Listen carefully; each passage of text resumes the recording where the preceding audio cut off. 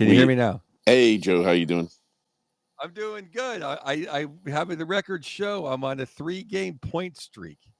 Oh, three The games in a first row. the first two post games we won, and this one we got a nice loser point. I will take Yeah, the loser. yeah, I agree. It's and it's funny because you should never.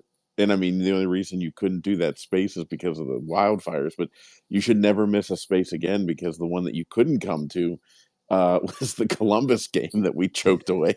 So, so I know. Joe, It was literally hosing. It was the equivalent of hosing my house off in a fire. That Columbus game. I should have been hosing Jari off because he was singed. oh God, he's so bad. Oh man, but I mean, what did you think of the game tonight? Just I'm sure we'll get into it more whenever when Josh comes on. But like my initial takeaway was like on it. I'm at the individual achievement, point where it's like we get a loser point, great, but like I think P.O. Joseph looks great. Just He did. He made one horrendous giveaway though, but it didn't come back to bite us. And then Carlson made two horrendous giveaways that yes, they both came back to bite us. You know, for some reason, about 2 weeks ago, 3 weeks ago, we were playing like we were playing out the string, and I don't know what happened. I don't know if it's Imama or a couple trades, but I thought they played with guts and hustle. Sid diving to keep the puck in on a power play. I just like seeing that kind of effort. I thought it was a fantastic game from a viewing standpoint. We killed off that double minor, which I thought was going to be the curse of us. I thought that was the end of the game, but we killed that off. I mean, hey, we came back from down 2-0, got a very precious loser point. If anything, I just would have questioned our lineup at the shootout was my only problem with the whole game. And you know what? I said from 3,000 miles away, Letang, don't do that stupid yep. backhand. And of course he did. I know. And as soon as he was out there, I thought, I bet you I know what he's going to do. Josh, you're Mr. Yoey has joined us. Josh, what did you think of the game? And you're probably fresh out of the locker room. So what was the team's reaction? Greetings, everybody who's listening. Joe and Cory. Jesus, did it get cold outside from 7 o'clock until now? Just had to throw the weather report out for everyone in the Pittsburgh area. But I thought, first of all, let's touch on Sid real quick. Obviously, gave everyone a scare with what looked like a left shoulder injury. It did not look real good. If you saw the replay, it certainly looked scary. And he was in pain. He didn't really want to talk about it after the game. He said he got tangled up. He was fine. But I was watching him. He didn't go to the trainer's room right after the game. He came and talked to the media. Looked okay. I'm sure he's a little sore. Clearly something happened. But I'm sure everyone in Canada was having a panic attack. But he appears to be fine. And as for the game, I thought the Penguins played really well. I don't think they can play much better than that. I mean, they were so good defensively all game. They gave up like 21 or 22 shots in regulation, I think, or if that. Really good defensive work. I thought Carlson had a bad first period and it ended up costing them the one goal, but Nedeljkovic was sharp. They outplayed the Devils. I thought Sid was by far the best player on the ice. The top line, as you would expect, was excellent. They just don't have the snipers and the goal scoring acumen right now. They just have to work so hard for every goal. That's their biggest problem, perhaps. But I thought it was a well earned point. I thought they played really well. I concur completely, Josh. I thought since about 2 weeks ago, I don't know if Sullivan Rim the riot act or what, but I stated right when I came on. It just looks like they're playing hard. I mean, Sid diving to keep pucks in on the power play. I mean, this team just gave it their all, and it was a great, entertaining game to watch. They killed off that 4-minute power play. The Devils are like third in the NHL. I thought that was a huge achievement. You take away Carlson's two giveaways. P.O. had a terrible giveaway. Yeah. And Hayes, Merry Christmas from Purple Haze. Other than that, I thought it was a stellar game. Even Graves played good tonight. I mean, no, he did. I mean, he was. No, I mean, there were very few guys that had bad game. Like P.O. had a bad night, I thought, and Carlson was doing Carlson things. But no, it was a very solid performance. And you're right, they just played hard. I give them credit. It would be really easy to just kind of mail it in right now for this team. We know their chances of making the playoffs are not good. They're all about to get 10 days off for the Four Nations break. I'm sure they can smell the Bahamas breeze from here.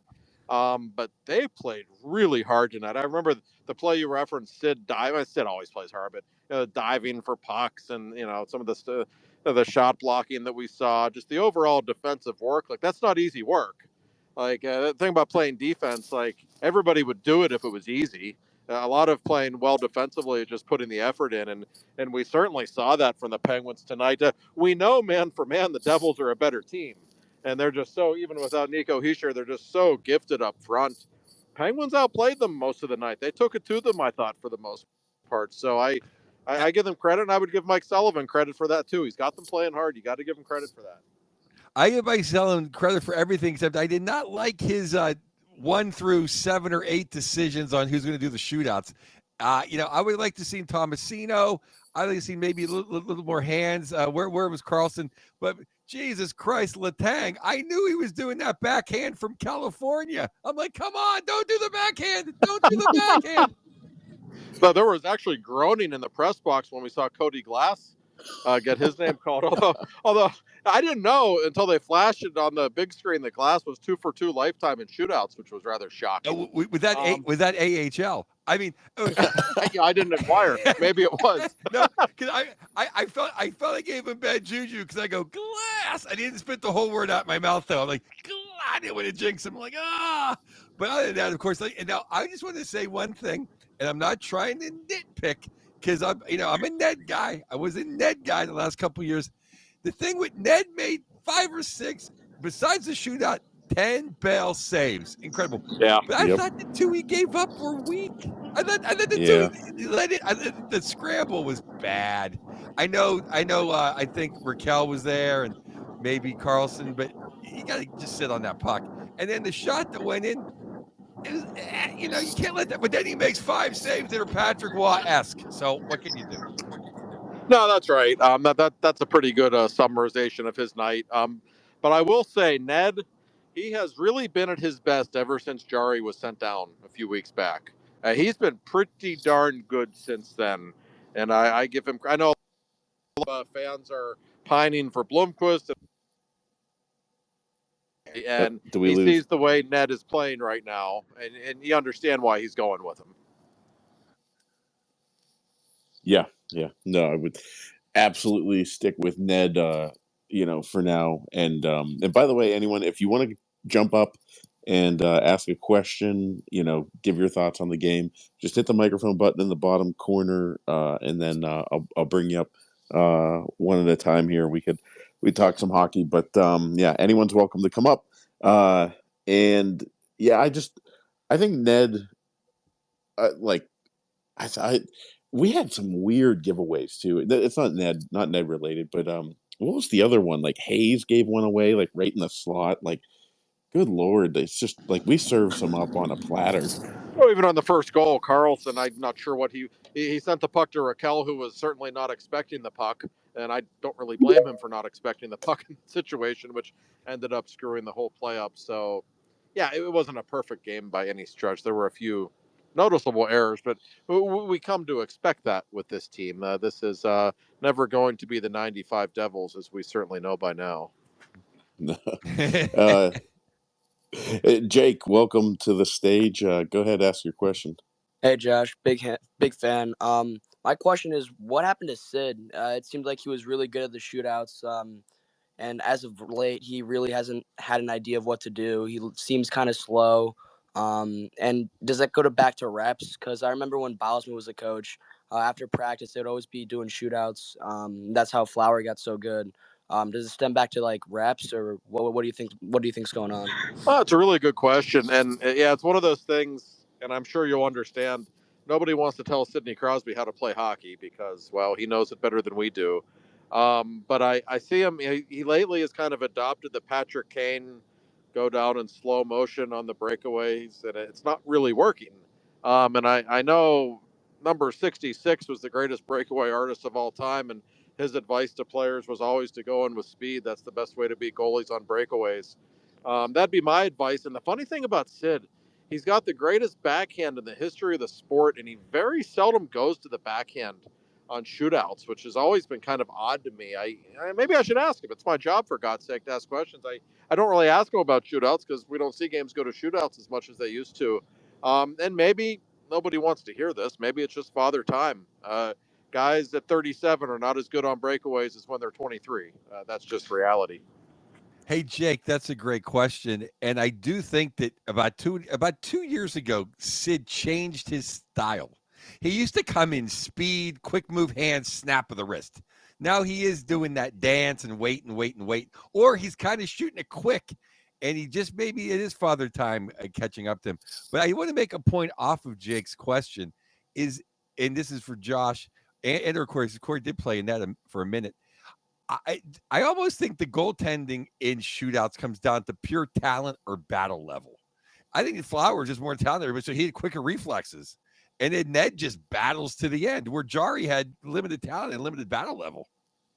No, that sounds right. I mean, the two best goalies ever in shootouts, at least statistically, they were. I don't know for a long time were Fleury and Henrik Lundqvist, and Lundqvist just had that ability to make himself look huge in net. I don't know if it was the illegal shoulder pads or just the way he was built, or maybe a little bit of both. He was just so big, there was nothing you could do. And Fleury is, maybe the most athletic goaltender in history. So yeah, it was just with him especially, it was just a talent thing more than anything. And Ned's a battler. We know he's not the most physically gifted guy in the world. He was better tonight on the shootouts, I guess, compared to what we've seen. Jari was just a complete mess this season in every facet, including on the shootouts.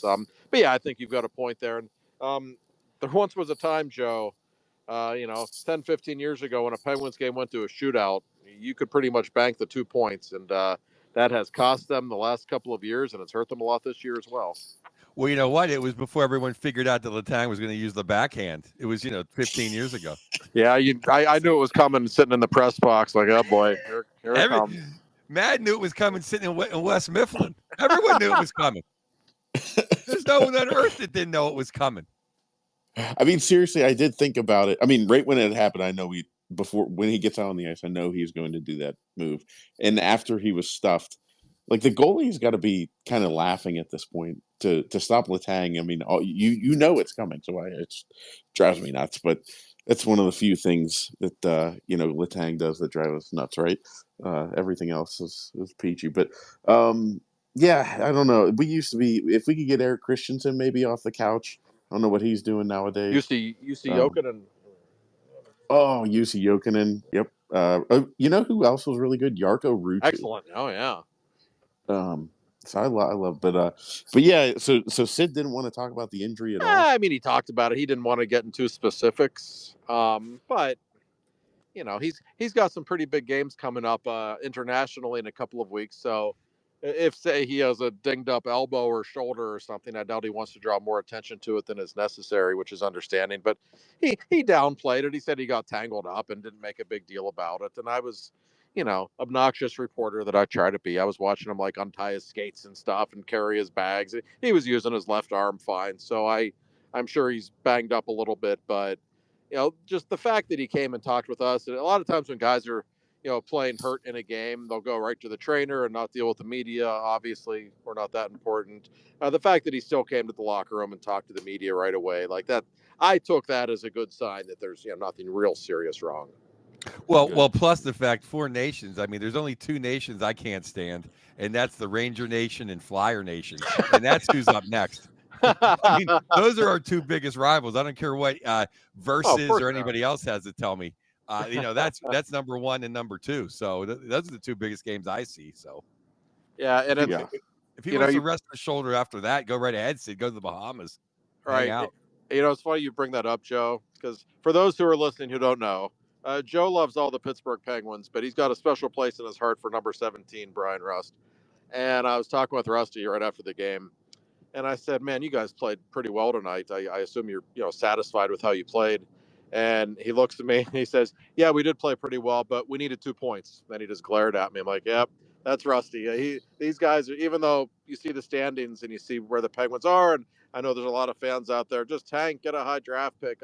When you talk with Sid and Rust, especially, Those two are so damn competitive. I mean, Rusty was just seething after the game. He wanted to win that game so bad.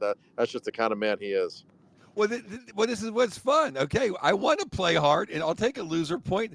I would have signed for the loser point this morning when I woke up, and I certainly would have signed for it. We were down 2-0, so Yeah.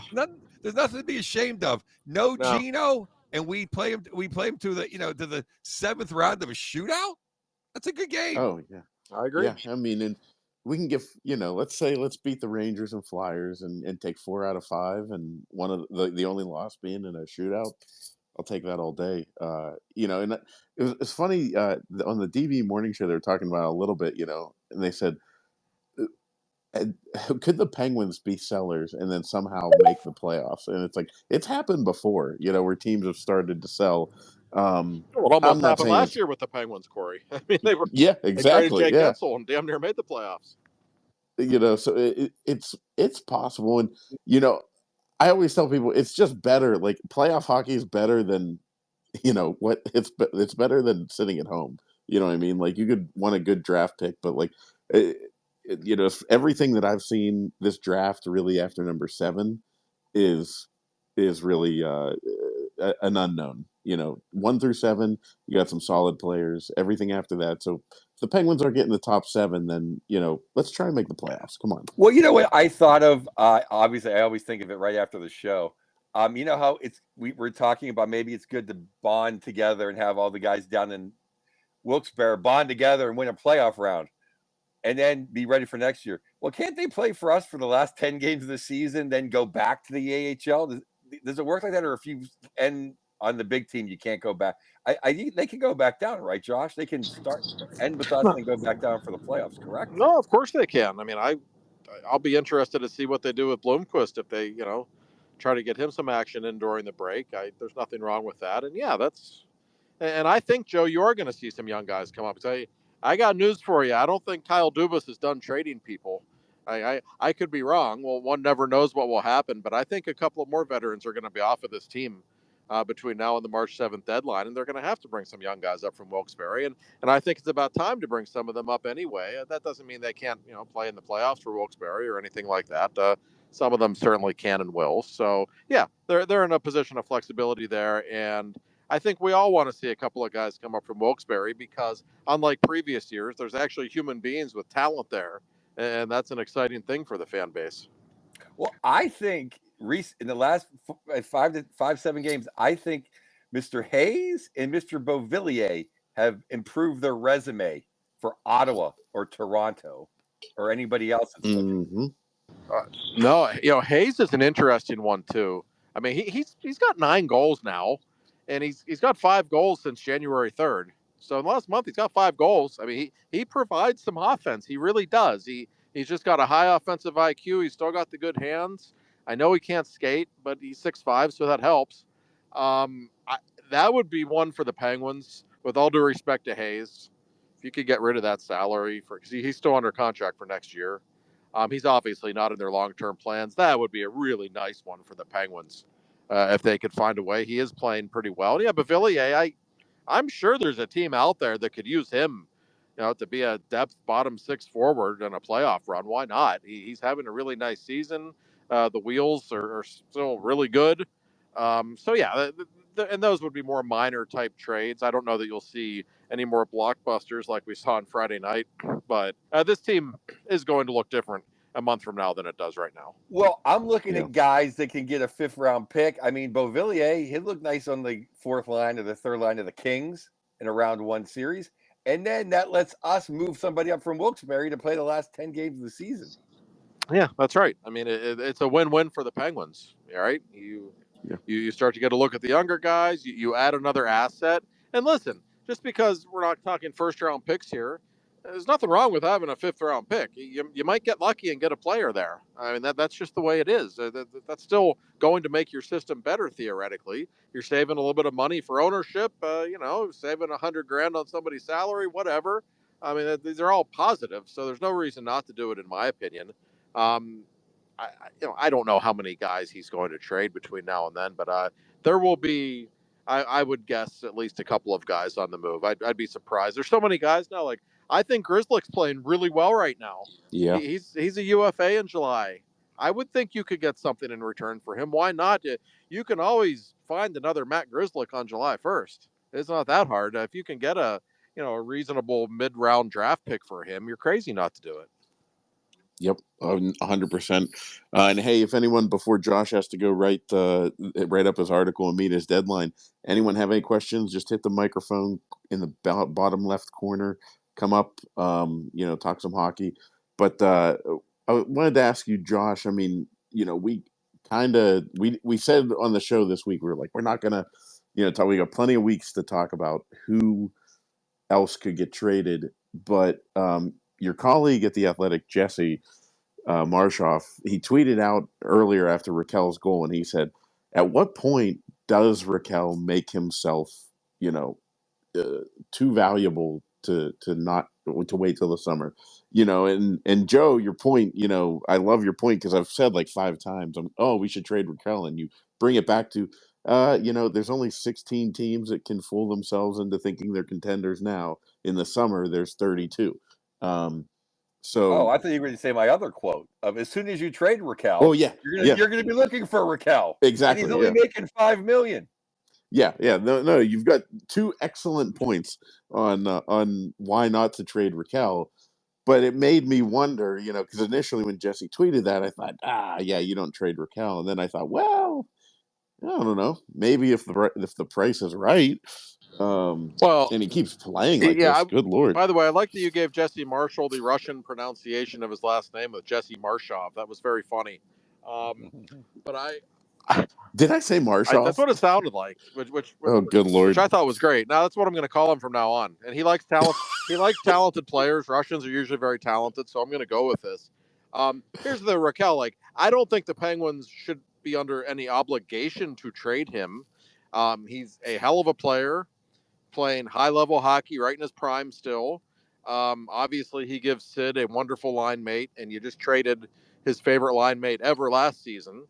So I don't think there's any rush to trade Raquel. And I think with the salary cap going up dramatically the next couple of years, that might actually increase his value. If you wait a year to trade him, you could maybe get even more for him. So my sense is they will not trade him right now.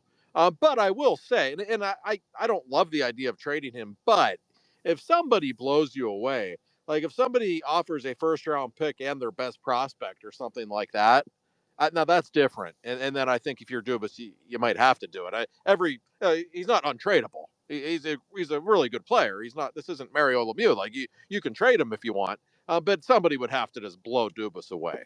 And I will say, and I don't know if this is just a Jim Rutherford thing, or if this is a sign of the market in general. But for Christ's sake, if you can get a first round pick for Marcus Pettersson and Drew O'Connor, it might be a big time seller's market, and that will put Dubas in a very interesting spot, because there's not that many teams that are really sellers. And there's not that many teams that have a guy like Rickard Raquel to offer. So maybe you could get something huge for him, but they shouldn't be under any obligation to deal him, in my opinion. How about a first round pick for Mikhail Granlund and Cody Ceci? Yeah, that's what I mean. What's going on here? I mean, that's. Yeah. What if you get 3 first round picks at this rate for Raquel? I mean, I guess you got to do it. I mean, like I say, every GM has a price. I mean, but Lord knows we have enough. We have enough aggravation talking about this come April 15th. I was going to ask, was Imama not on the fourth line all the time? Like, was he missing shifts? Like, was he not playing as much? It seemed like Lazat was out there a lot without Imama, or was that just me? You know what's funny, Joe? I actually, because they give us game sheets, I have the game sheet in front of me right now, and I can tell you he only played 5 minutes all night. So they were 5 impactful minutes, I'll tell you. And I think the whole team plays tougher with him just sitting on the bench. I swear to God. No, I don't disagree with. Everybody loves him. They like having him around. He's not like a goon who can't play at all. He's not some skilled player, but this isn't Eric Goddard or something. Like, the guy can, he can skate a little bit at least. And I don't think there's any doubt he's brought some energy to the table. And that's been my biggest problem with the third and fourth lines this season, Joe. okay, they don't score a lot. Well, we kind of knew going in they weren't going to score a lot. My bigger issue is there's no energy created. They don't draw penalties. They don't hit anybody. They're just they're so vanilla. And this guy plays so hard. He brings a physical edge, and I think that's a good thing. I like that about him. So and Lazat was Yes, pretty good and tonight too, by the way. oh yeah, and Yeah. unlike a lot of people of his ilk, he has yet to take a really stupid, meaningless penalty, which is huge. No, because they have enough of that going on this team right now. They take as many stupid penalties as any team in the league. That's for sure. He doesn't have the Erod special yet. Wow. Well, I mean, well, that I mean, I would love to get him in the Erod Dominic Simone because that means it'd be in a playoff game. So I'm Yeah. dreaming Imamo can take a stupid penalty in a playoff game. Then it would be the Craig Berube Award, um, for a bad penalty in a playoff game. Uh, you know, Pio's takes a lot of penalties, but his are when he's been beaten. Hmm. His are actually good penalties because That's we right. were giving up breakaways if he didn't take the penalty. No, the Penguins don't take that many penalties as a team, but the ones they take, they often. Although I will say, Gino is the king of bad penalties, and he has really been pretty good about that this season. I can only think of a couple bad ones he's taken all year, in fact. So he has at Is least there gotten better in that regard. It only took Gino to get to age 38 for him to cut down on the penalties, which I love. is there just curious any update really on Gino? I mean, I saw Sully said that he skated earlier today. Is he just on track for after the Four Nation face off? That's my He's coming guess. back. I mean that's kind of what I thought all along, Corey, that we would see Gino probably think against the Capitals first game back after the break. He skated. In fact, I saw him skate yesterday. Looked fine. I mean, he didn't appear to be restricted in any way. I guess anything's possible. But I would guess, even though I guess we could see him this weekend. I won't say it's impossible, but it would seem kind of, boy, unless he's really 100%, to bring him back for 2 games when you have 2 weeks off. That would be a little surprising to me. Yeah. Do you have Yeah. a feeling if Gino played tonight, it wouldn't have been a 3-2 shootout loss? It would have either been a 5-4 victory in overtime or it would have been a 6-2 loss. Yeah, that's the Geno effect in general. So yeah, I think Yeah, but just the way the game was, just you kind of up and down fast, kind of playing loosey goosey with the puck half the game. But then when we needed someone to bury the shot, it was rolling off someone's stick. So no, that's true. But you can, even though Geno isn't exactly having a classic Geno season, and we can see him slowing down. The Penguins are just such of a one-line team without him. I mean, it's painful some nights. That's the only line that's going to score for them. So just his presence alone, whenever he does come back, will make a difference, no question. Yeah. even just in defensive pairings of the other team, you know. No, absolutely. I mean, they can just load up right now on the Raquel Sid Crosby or Sid Russ line. It's yeah, it's It and is I a was throwback. It is throwback to the '80s now. It's just they're a one-line team. you know Yeah. I had this Come watch the boys of winter. Come watch them grow. Here we yeah go. Hey, I had fans, the friends, please jump in here. yeah, anyone wants to jump up, just hit the microphone button, come on up, ask a question.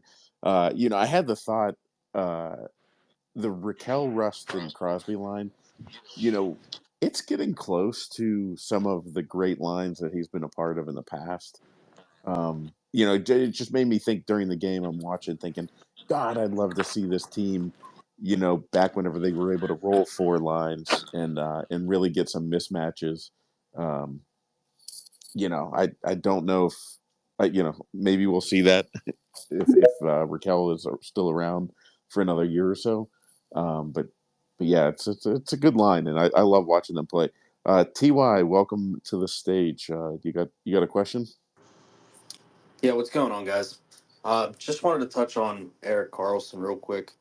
Who would have ever thought this would have been such a disaster? I had such high hopes for him coming in, and it seems like every night we watch him, he's making some ridiculously bad play.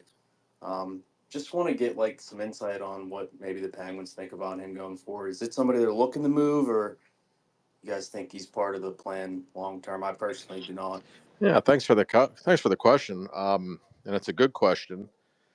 Carlson has obviously been a profound disappointment, and for all the defensive errors that he makes, and those are obvious, and for all the boneheaded decisions that he makes, and those are obvious. I think what bothers me the most is that we are like 55 games into the season or whatever it is. He's got 5 goals. He's got 5 goals. I mean, this is a guy that I think we all expected playing in Pittsburgh to score around 20. And 2 years in a row, the goal scoring is not there. But we see moments of brilliance offensively, but not enough, quite frankly. And so, to answer your question, I believe the Penguins would absolutely trade Erik Karlsson if there are any takers out there. I don't know that anyone will take his salary. My guess is this season, with so many teams already up against the cap, I don't think it's possible. Maybe that becomes a story next or this coming summer when the cap goes way up and teams have more money to play with, and he would only have 2 years left on his deal.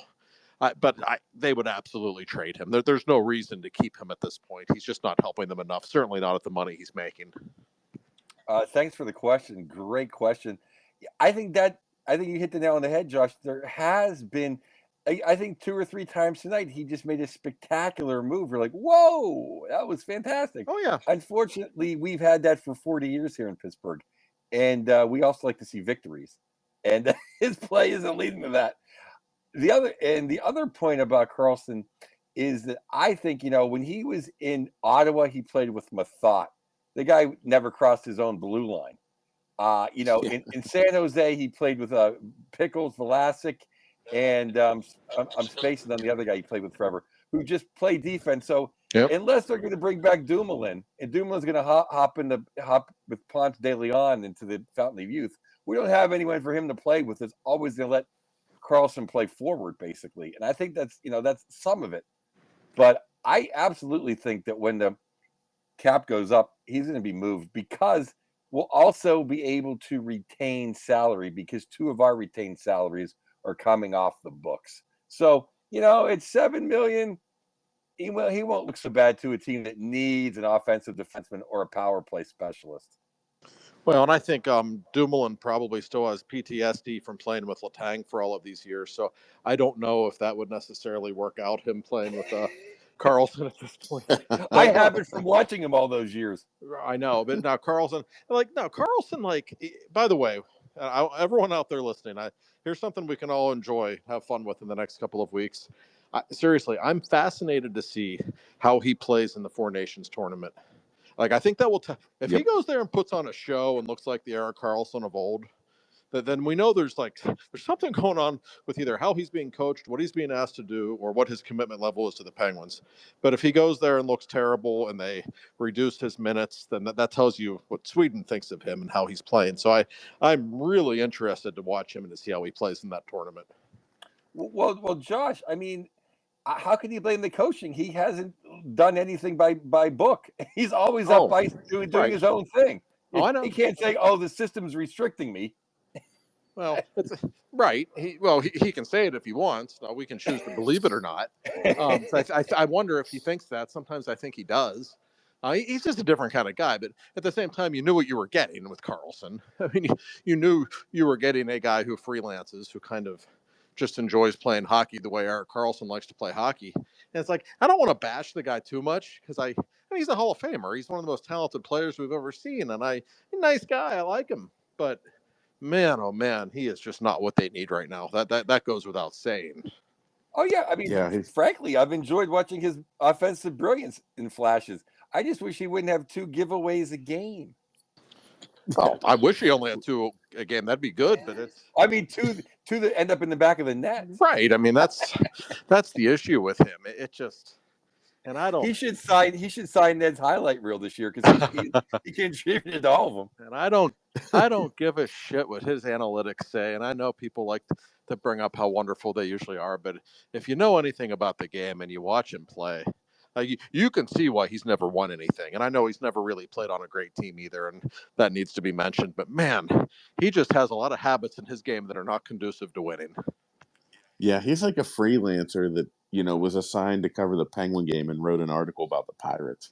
Like sometimes you're just like, what are you doing? Like you're not even close to what the rest of the team is trying to accomplish. Please let me enjoy a loser point and don't bring up the Pirates. Yeah. Let's not do that. Yeah, let's not put Joe in a bad mood. Yeah, but all in all, I mean, I was encouraged by tonight told me that this team could, and I put this in like the 10% chance. This team could sneak into a playoff spot. They're just playing harder. Trades tend to do that. And starts to wake people up like, oh crap, or whether they want to get traded somewhere and be the guy that gets to go to a better situation, or they don't want to get they know people are on the move. So but Josh, I know you probably gotta get going, so gotta write your 10 thoughts for Joe to read later. Yeah, there's nothing I hate more than writing about games when they lose in overtime, because you can't really bash them too hard. They outplayed a good team, but they still lost. But nonetheless, plenty of stuff to write. I'll be writing a lot about Ricard Raquel, who rightfully got invited to the Four Nations tournament by Sweden and had a really good game tonight. Some stuff on Sid's injury, and I'll come up with 8 other thoughts too. So hope everybody's able to check it out, and had a lot of fun. I always like when Cory sets these up so Joe and I and Cory can talk. Always a good time, gentlemen. Yeah, and always thanks to our sponsor, Bill Neofis. If you're looking for insurance, yes, check out Bill Neofis. But yeah, no, we'll be checking out if you check out on The Athletic. If you guys don't subscribe already, you're insane. Subscribe to Two for Talking YouTube. It's up there in the nest above. But just go on YouTube, find us, podcast wherever. But yeah, it's must read. So thanks, Josh. And I haven't written a damn word yet, so either stay up late or read it in the morning. But it'll be there at some point, I promise. Thanks, guys. All right, see you, Josh. The great Josh Yowie. I thought when he said he talked to Rusty, I thought Rusty was going to say, yeah, well, not good enough to get me on the American Four Nations team. Oh, I still can't believe that. I still can't believe it. I wonder who's the GM of the Billy Guerin. It's ridiculous. Billy Guerin? Yeah, so he knew him in Wilkes-Barre. Hey, folks, anybody, come on in, please. Yeah, we'll do a couple more minutes if anyone wants to come up. I know we lost Josh, but we can still chew the fat here. Lots to talk about. Yeah, I do have a question here from Cory. It's Cory, good name. Pucky, which I'm curious if this is his real last name. That'd be great. But asking about, and Joe, I'll throw this to you. It's a 2-part question. Would Blake Lizotte make a better third line center with his speed and offensive ability? And going back to the fourth line, what are your thoughts on Achari? He just seems super slow in handling the puck. I like this at a Jeff Carter level. Well, I mean, he wished he had Jeff Carter's hands, and I don't even know if he has Jeff Carter's speed, to be honest with you. But Achari gets in there. He's a human puck magnet. He takes a puck to the face or the teeth he's a shot blocker. He's a penalty killer. He's a fourth line guy. I'm gonna leave Achari alone. Do I wish we had somebody better on that line? Yeah. Do I think he plays his ass off and tries hard? Yeah. So as long as there's nobody, he's better than the Edo. He's better than a few other people that could have been there. Although I'll take Imama over him for a few obvious reasons. About Lizotte on the third line, I thought Lizotte can be a third line center on a kind of good team. I mean, he's the fourth line center on our team, because right now, is he a better center than Hayes? I kind of like Hayes' game. Hayes definitely has more offensive ability and thinks the game offensively better than Lizotte. I think, gun to my head, I'd rather have Hayes up there right now, just the way he thinks the game. And I kind of like Lizotte on the fourth line, because then you have a little bit of offense possibly. Because if you put how slow Hayes is, like Hayes' offensive mind and ability will be wasted with Achari and Imama. Yeah. But they might not be with, Beauvillier and Tomasino. and the Yeah. guys of these ilk, in Lazat up there, he's kind of a straight head guy. I'm nothing against Lazat. Lazat's like a 3.5 center. I don't know if I'm not taking a stand on this issue, but but put it this way: on a good team, Lazat's not a third line center. Does that answer your question? Yeah, that's a good way to put it. It's a good way to put it. Connor has joined us. So Connor, go ahead. You got a question for Joe? Yeah, thanks guys. I Hey, was Connor, just thanks for listening. I was just thinking if Raquel does get moved either this season or next, do we have anybody in Wilkes-Barre that could fill that role anytime soon? Like either one of Ponomarov, McGroarty, or Koivunen? Well, I think the hope would be it's McGroarty. I think Kovanen could be it. Panarov, they say, is more of like a good third line center. Kind of a good two-way center. Maybe doesn't have the natural ability of the hands for a top six guy, or probably on this team. If Gino left tomorrow, could probably be the spot. Maybe next year you start him at the second line center, see what he can do. But I think McGroarty is the guy they kind of pined for to be that guy because they gave away the guy to get him that they thought would be that guy. Yeah, you were thinking that he was going to be it. And, I'm really curious to see how McGroarty. I don't watch really any AHL, but I'm curious if his skating has gotten better. I've read a few things that said it has, but But to truly answer your question, Connor, they do not have anyone to replace Raquel, and that's why it's so important in my mind that they keep Sydney happy the rest of the season. And quite frankly, they're viewing public happy by keeping Raquel. And really to keep him keep Sid happy next year as well. Right. Like let's not end the Sid. I think the Penguins should be bending over backwards to make sure that Crosby is happy from here on out. But in all seriousness, I mean, maybe a little kidding, but when the summer hits, they could just throw an offer sheet or just buy a big time guy. Who knows who would be available. Mikko Rantanen might say, goodbye to Carolina, and the Red Sox Nation has big pocketbooks, so anyone could come in July 1st and play with Sid for a big enough paycheck. So, but to get from now to April 15th, they can't lose Raquel, in my opinion. Josh didn't bring it up, but I think a guy that's curiously could be on the block. I know he's a favorite of Dubas, but I see Bunting having some play myself. Yeah, I was actually thinking that myself. It's funny. I know I mentioned a couple times I play video games. So Bunting is having a hell of a season in the video games for me. So I have to do this reality check where I'm like, wait a minute, is this real life or is this video game life that Bunting is doing well? But I had the same thought as you, Joe, that I feel like you could get something for, like a mid-round pick or whatever, For sure. I mean, he's definitely like a good fourth line guy on a great team. Like he would look good on a Colorado fourth line. He would look a lot of teams' fourth lines. Maybe even Toronto would bring him back. That's just who I was going to say. Toronto, which actually I have them on the TV right now, and they're beating the Calgary Flames 4-2. Full concentration for our lovely guest there, Connor. No, full concentration. I just have it. I actually don't even know who scored. I'm just messing with you, Connor. Do you have any other questions, Connor? On that Bunting thought, I actually felt like he was a guy that could stick around a little bit through this regroup, help some of the younger guys learn.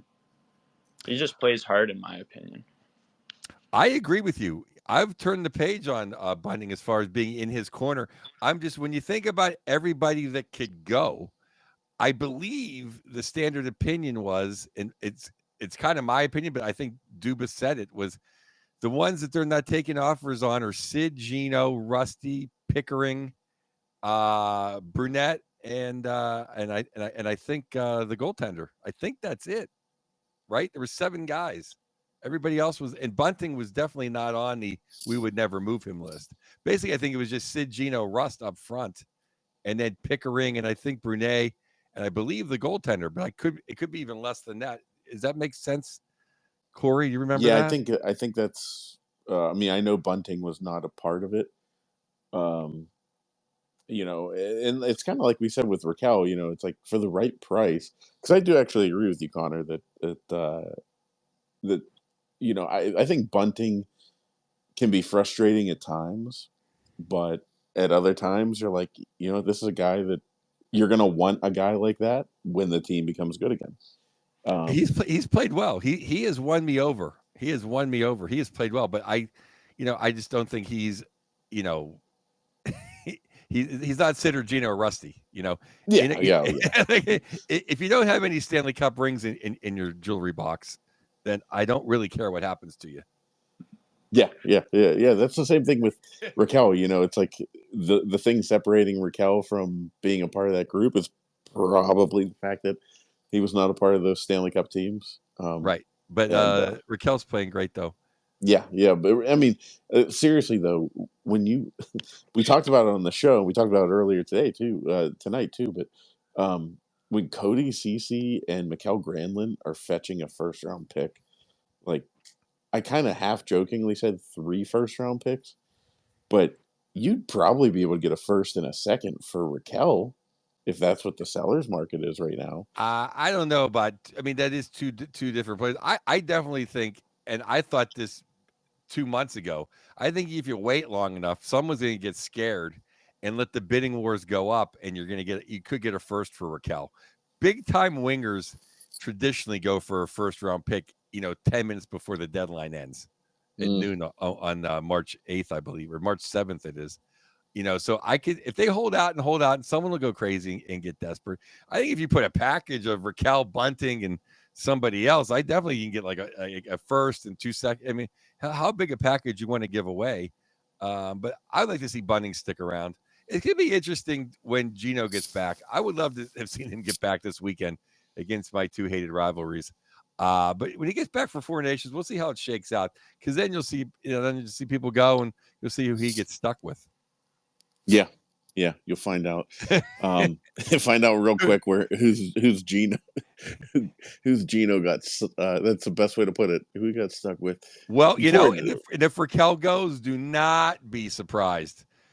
I remember beginning of this, or somewhere in the middle of this year, it was Sid, Gino, and Rusty. So it could go back to that if Raquel leaves. I mean, that's honestly like that's the only real line you could put together. You know what I mean?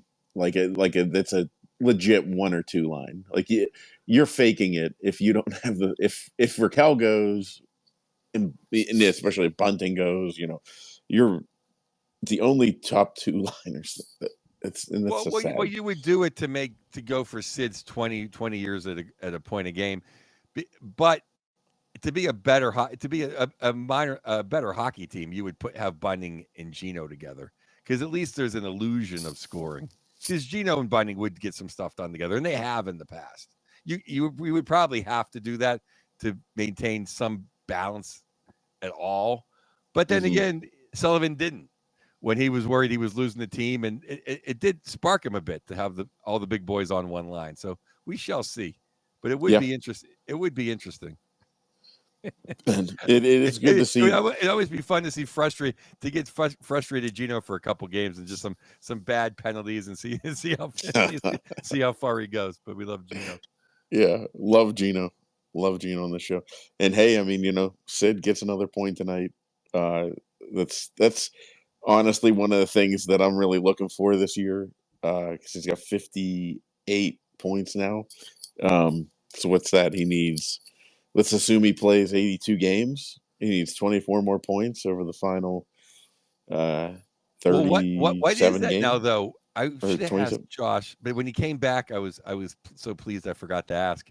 Does he have to play every one? Because Gretzky didn't play every game for the 20s. No. Like I actually, the thought crossed my mind. Not that I want this to happen, but I was like, oh my god, if he like tore something and was out for the rest of the season, like that's the record right there. That's not the way that you want to get it, at all. But yeah, it does not have to be all 82. No, it doesn't have to be all 82. So Um, So as long as he's ahead of the pace, we're in good shape.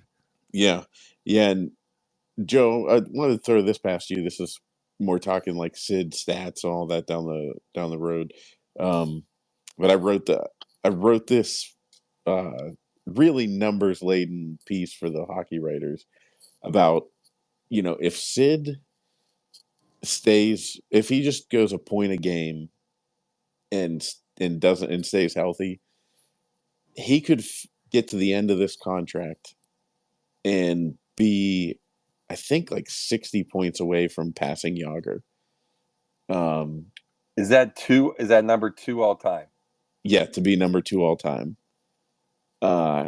So do you think Sid would do, like, I know he doesn't care about individual accolades, but I would think, and this is what I kind of wrote about, was that, you would think in the year, 2025, his contract goes through 27.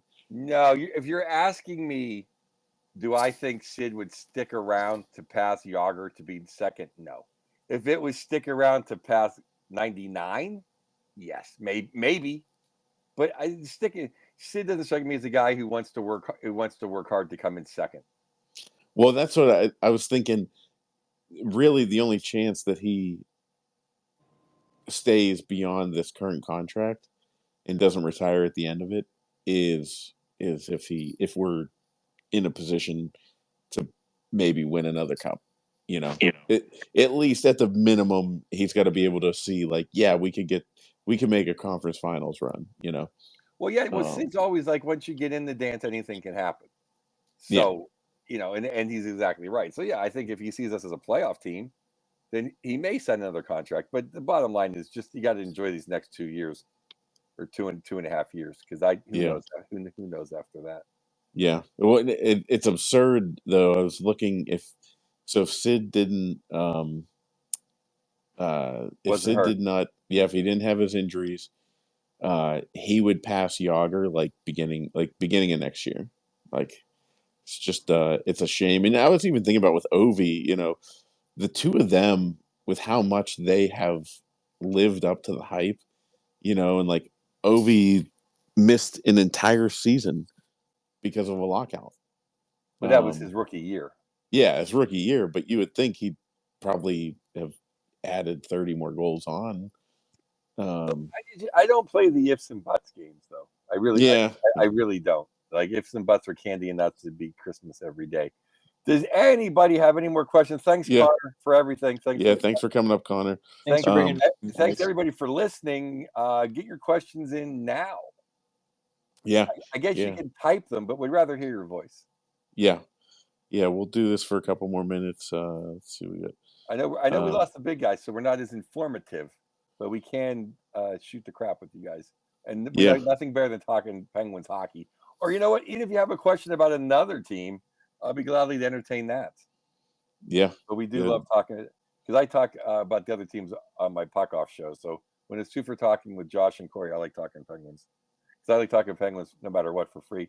24 hours a day, 7 days a week. That's all I do. Yeah, has your wife gotten tired of it yet? She's used to it. So we'll have a new and DVE soft dumps. It'll be Friday morning this Friday. Do you record that like day before?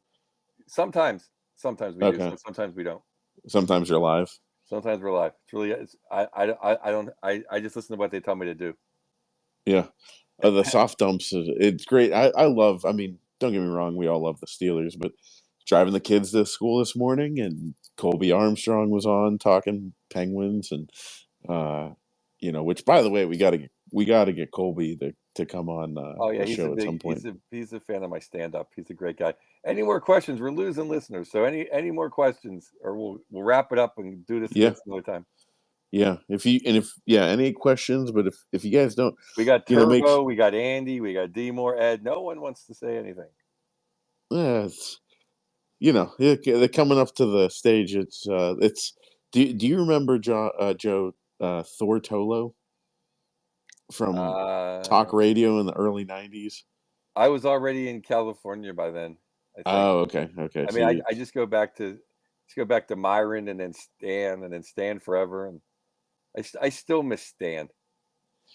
Stan is one of the like best people in media, and I say that I interned at ESPN Radio when Stan was there, and my dad had like a pretty major surgery, and he was seeing the same doctor as Stan. And so they were in the waiting room a couple times together, and my dad said, like, "Oh, my son Cory is, interning." And he goes, "Oh yeah, yeah, I know." And to Stan's credit, like that was in 2008, and in like it was like 2019 or something that I was at a Pirate game with my like kids, and Stan was walking by, and I said hi, and he asked how my dad was doing, like, and he, you know what I mean, like Oh he yeah, knew. he's the He's best. just He was the best. He was one of the best people. he was one of the best people and absolutely the best broadcaster. Any more questions? Any more questions? Um, I guess not. But hey, Joe, I mean, hey, we got a loser point, and Yeah, I'm happy with tonight. I'm happy with. I want to thank everyone that listened. Thank you so much, and thanks for listening to Two for Talking, or watching us on YouTube all the time. Me and Josh really like we love doing it, and you know how much I love it. I get to talk to Josh once a week for an hour on Penguins hockey. It's my dream. It's the best, and Corey does a great job hosting. We thank Corey, and we thank Bill Neofus yes. for sponsoring us and sponsoring And tonight. last but not least, though, we gotta mention we're only a month away from you being at the Low Lev Brewery. So if any of you Well, Josh, you should have want mentioned to, this when there was 300. Corey, when there was 300 people listening. yeah, I know. I totally whiffed on that. I'm just busting your Um, balls. Yeah, but no, the if any of you are listening and have not seen Joe's stand up, and I'm not just saying this because Joe and I are friends, it is an absolute killer hour, and it keeps. I've seen it twice, about a year apart, so it keeps getting refined, and I can't even imagine It how good it changes. is now. It's a lot's different than last time I did Low Love. I think it's probably three-fourths different than last time I was there. Oh wow! I mean, so if you guys, and here's the best part: you go to Joe's show, and he will stand there and talk hockey with you afterwards. Uh, Yeah. all you got to do is walk up and say, "Hey, what did you think about the last game?" Um, and so And there's definitely no. check out. I specifically put the show so there's no game that night, so we can all relax and just enjoy some beers and enjoy some comedy. So thank you all for listening. Thanks, Corey. Yep, yep, no problem. All right, guys, we will talk to you later. We appreciate all of you, and we'll talk to you next time we do this.